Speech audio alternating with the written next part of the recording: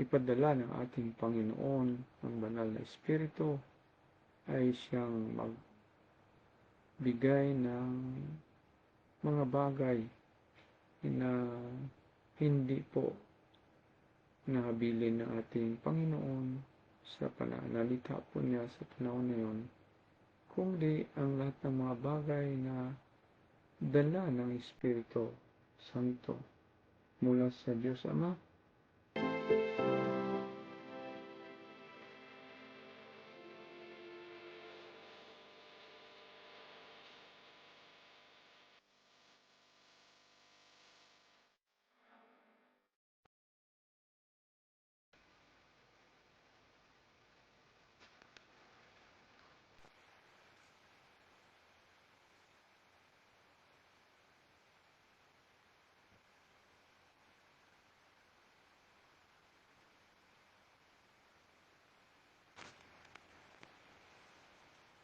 Shalom, purihin ang Panginoon.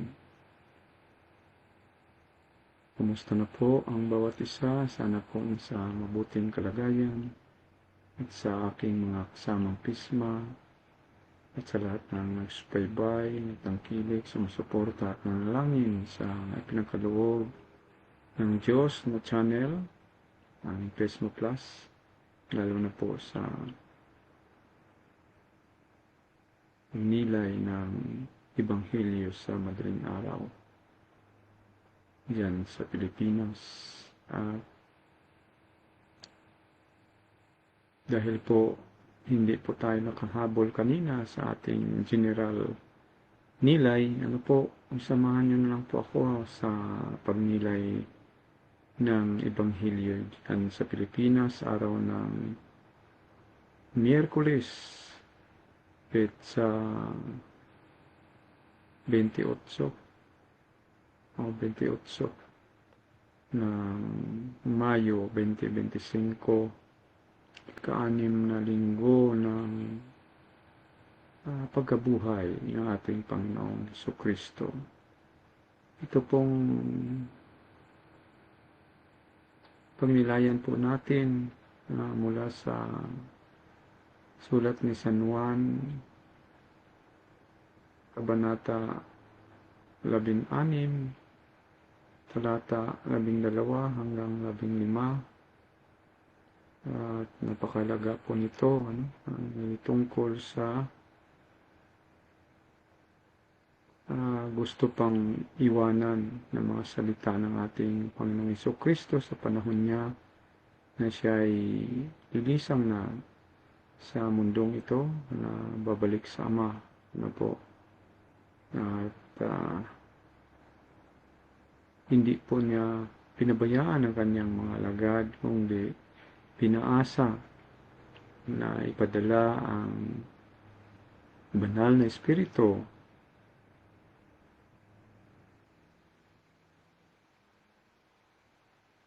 na magpaliwanag ng lahat ng katotohanan, kasama na ang mga pangyayari at mangyayari sa hinaharap, sa gabay ng banal na Espiritu na ipadala ng Diyos Ama, na sinugo ng Diyos Anak na Espiritu, si Jesucristo, ang banal na Espiritu, para siya'y manahan po sa atin. Tayo po ay templo ng banal na Espiritu. Ayun nga po, na ipadala, sabi niya rito, ang lahat ng ipapahayag niya sa inyo ay nagmula sa ating Panginoong Diyos, lalo na sa ating Diyos na si Jesucristo. At sa ganong paraan na sa atin ang banal na Espiritu, ito yung katugunan ng sinasabi ng ating Panginoon, ang lahat ng sama ay akin, kaya ko sinasabing sa aking nagmula ang ipapahayag niya sa inyo. Isang bagay ito na ating palaliman sa pagnilay dahil po ang lahat na nasa Kanya, Ama, ay sa Kanya. Yun nga po, na tayo po ay tinuturuan ng ating simbahan na tinayo ng ating Panginoon na kailangan po naging sentro po ng ating buhay ng ating Panginoong Hesukristo dahil siya po ang kaligtasan. Ngunit sa kaligtasan po ay makamtan po natin kung tayo po ay tumugon sa Kanya at umiibig sa Kanya.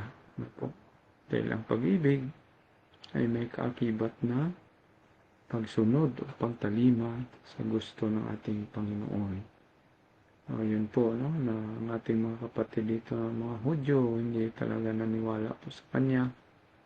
Hanggang ngayon, no, marami pa sa kanila ay hindi pa po kinikalala ang ating Panginoong Jesucristo. At mahirap po nila ito unawain kahit po sila ay matalino dahil sa lalim na mga nabanggit ng ating Panginoon sa talata na ito,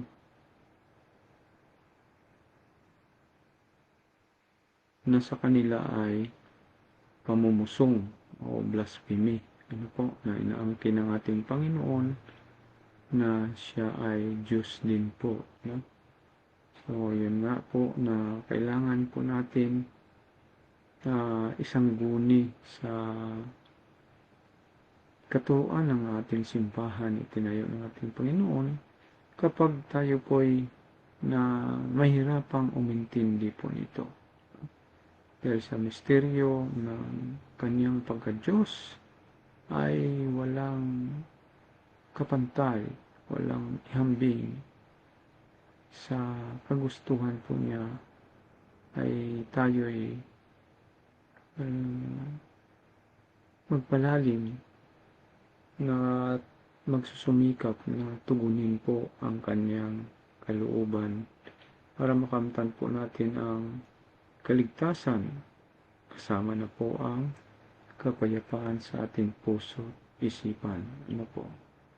So, sa sinabi po niya, no, na marami pang mga bagay na dapat po niyang sasalitain sa panahon niya.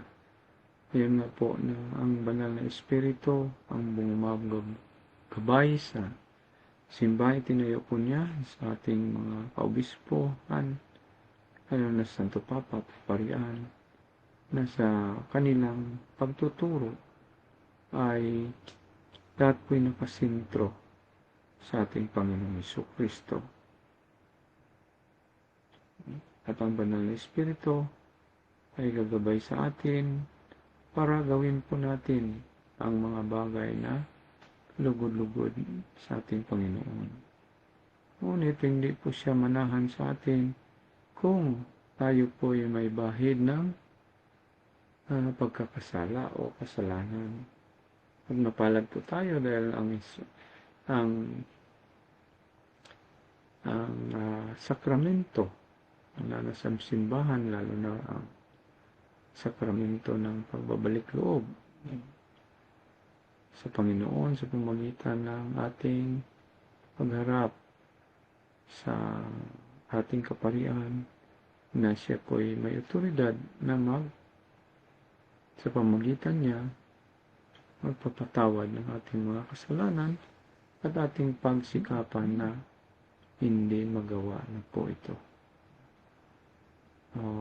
Ayun nga po na pag nandyan sa atin ang banal na Espiritu ay makagawa tayo ng mga bagay na napaka-imposible.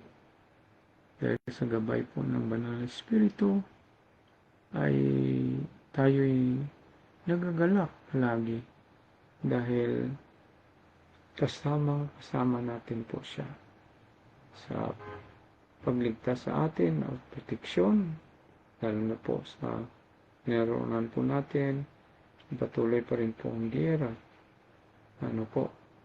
So, ang importante po sa mga nabanggit ng ating Panginoon na huwag tayong mag-alala, huwag tayong matakot, huwag tayong mangamba, huwag tayong mag-negative sa pag-iisip dahil po ang ipadala ng ating Panginoon ang banal na Espiritu ay siyang magbigay ng mga bagay na hindi po nahabilin ng ating Panginoon sa pananalita po niya sa panahon na yun, kundi ang lahat ng mga bagay na dala ng Espiritu Santo mula sa Diyos Ama, sa utos po ng ating Panginoon, ay dapat nating talimahin na yun po isa sa mga bagay na ating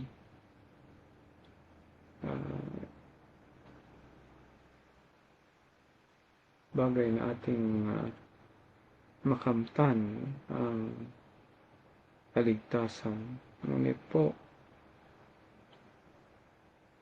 kailangan din po natin na maisandal po ang lahat na ito sa ating Panginoon sa magitan ng ating panalangin, taimtim na damhin ang kanyang pagmamahal. Sa kanyang tulong po ay magawa po natin ang mga bagay na kalugod-lugod po sa kanya. Ayun po, sa panahon ngayon, mahirap ang ating sitwasyon, lalo na po dito sa ating ginaroonan, ang gira, walang kapayapaan sa kapaligiran, sa hindi inaasahan. Tulad kahapon ay biglang sumirina, mga bata ay tatakbuhan po papunta sa mamad o sa bomb shelter. Nakalungkot, babalik naman. At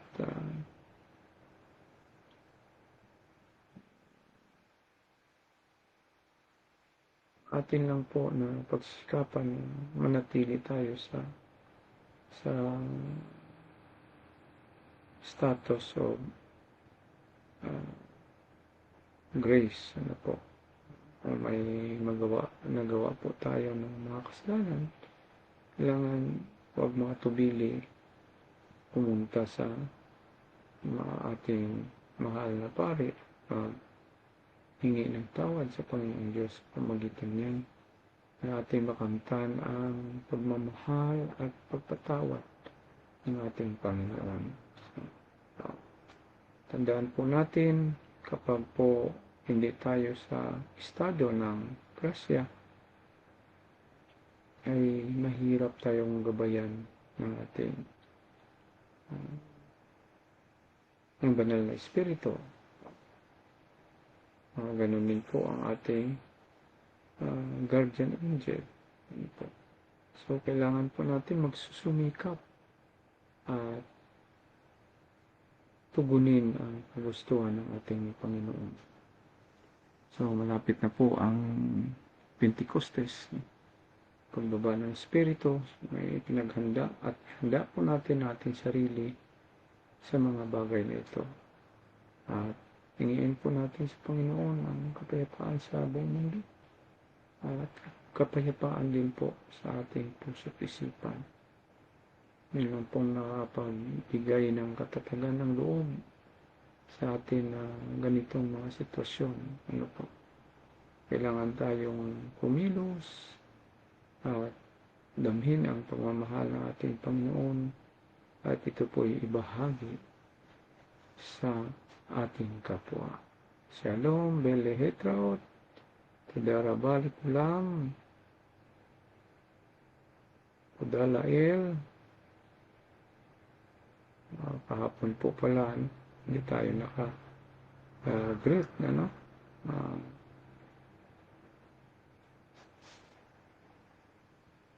Jerusalem Samia. So, feast ng Jerusalem.